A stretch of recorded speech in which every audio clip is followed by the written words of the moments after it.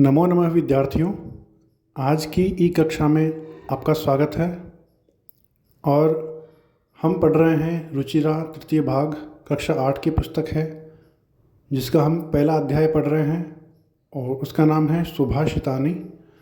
इसका हम तीसरा भाग पढ़ रहे हैं आज।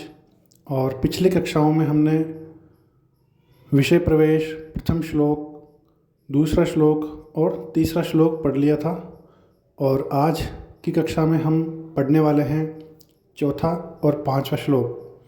हम इसका अन्वय और भावार्थ सहित और शब्दार्थ सहित पढ़ेंगे। तो चलिए शुरू करते हैं। पीत्वा रसं तु कटुकं मधुरं समानं माधुर्यमेव जनयेन्मधुमक्षिकासौ सन्तस्तथैव समसज्जनदुर्जनानां श्रुत्वा वचः मधुरसूक्तरसं सृजन्ति। अन्वय है यथा असौ मधुमक्षिका कटुकं मधुरं च समानं रसं पीत्वा तु माधुर्यमेव जनयेत् तथैव सन्तः समसज्जनदुर्जनानां वचः श्रुत्वा मधुरसूक्तरसं सृजन्ति। अर्थात जिस प्रकार से असौ मधुमक्षिका, यह मधुमक्खी, कटुकम मधुरम च, कड़वा और मीठा, समानम रसम पीत्वा, समान रस पी करके, तु माधुर्यमेव जनयेत्, मीठा ही रस उत्पन्न करती है अर्थात शहद उत्पन्न करती है। तथैव उसी प्रकार संतः अच्छे लोग, समसज्जन दुर्जनानाम समान रूप से सज्जनों और दुर्जनों की, वचः वाणी को, श्रुत्वा सुन करके, मधुर सूक्त रसम सृजन्ति मीठा सूक्त रस अर्थात मीठी वाणी ही उत्पन्न करते हैं अर्थात मीठा ही बोलते हैं। इसका तात्पर्य यह है कि जिस प्रकार से मधुमक्खी पुष्पों के द्वारा,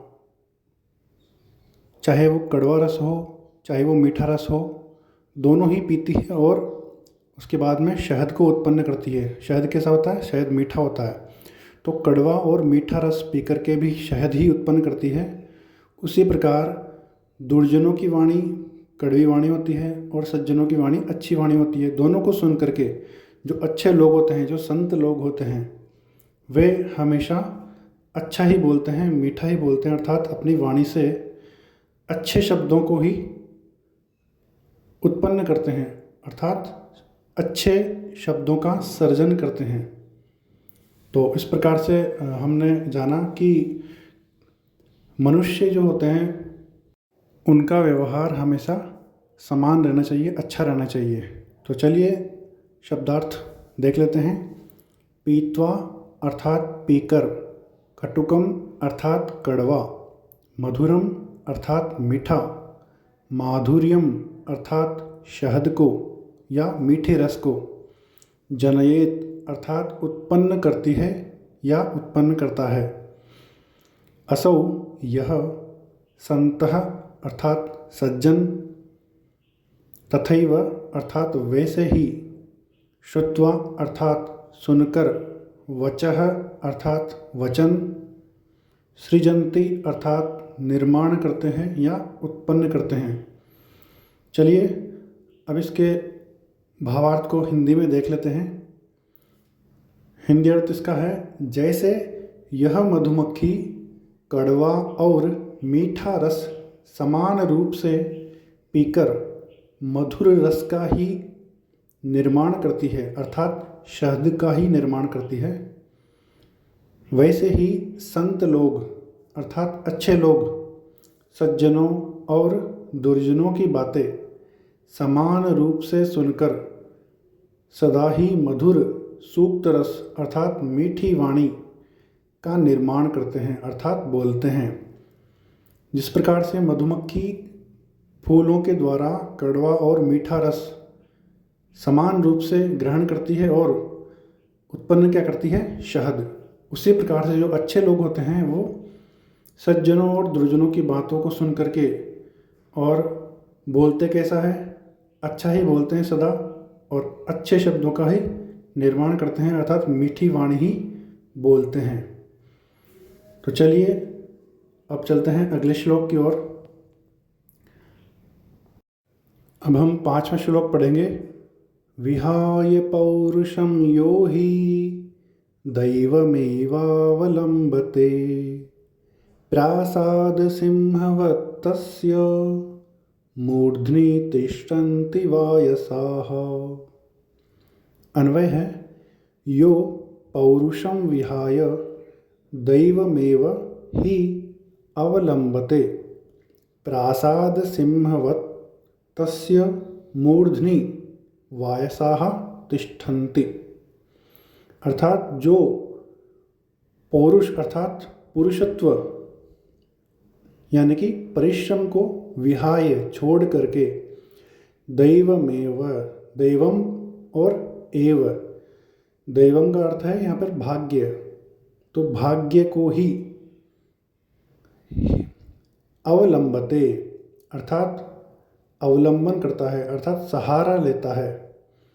जो व्यक्ति परिश्रम को छोड़ करके केवल भाग्य का ही सहारा लेता है उसकी स्थिति कैसी होती है? प्रासाद सिंहवत, अर्थात जो महल में शेर बने होते हैं, शेरों की मूर्तियाँ कहीं कहीं देखने को मिलती है द्वार पर, गेट जो होते हैं मेन गेट, वहाँ पर आपको महल के मेन गेट पर शेरों की मूर्तियाँ दिख जाएगी दोनों तरफ। तो कवि कहता है कि प्रासाद सिंहवत अर्थात जो महल होते हैं वहाँ पर जो शेर होते हैं, तस्य मूर्धनि उनके ऊपर वायसाः तिष्ठन्ति कौवे बैठे रहते हैं। कहने के तो वो शेर हैं परंतु उनके ऊपर कौवे बैठे रहते हैं। उसी प्रकार से जिस प्रकार से जो व्यक्ति सोचता है कि मैं तो केवल भाग्य के सहारे ही रहूं, कुछ करूँ ना तो सारा काम अपने आप हो जाएगा, तो ऐसा नहीं होता है। उसकी स्थिति वैसी ही हो जाती है जैसे इन मूर्ति के शेरों की होती है। कहने को तो ये शेर रहते हैं लेकिन होती ही क्या है, मूर्तियाँ, उनके ऊपर कौवे ही बैठे रहते हैं। इसका हिंदी अर्थ है, जो व्यक्ति अपने पौरुष अर्थात परिश्रम को छोड़ करके भाग्य का ही सहारा लेता है उस व्यक्ति की स्थिति महल के उस शेर की तरह हो जाती है जिसके ऊपर कौवे विराजमान रहते हैं, कौवे बैठे रहते हैं। चलिए अब चलते हैं शब्दार्थों की ओर।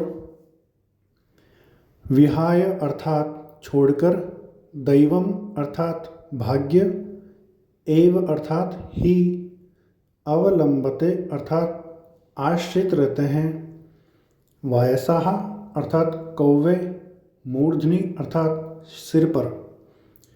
तो विद्यार्थियों, हमने जाना चौथा और 5वां श्लोक, और आने वाली कक्षाओं में हम जो बचे हुए श्लोक हैं 6वां और 7वां उनको पढ़ेंगे। और तब तक आप इन कक्षाओं को, जो रिकॉर्डेड कक्षाएं हैं, इनको बार बार पढ़ते रहिए ताकि आपको अच्छे से इनका ग्रहण हो सके, अच्छे से आप इनको याद कर सको। तब तक के लिए धन्यवाद।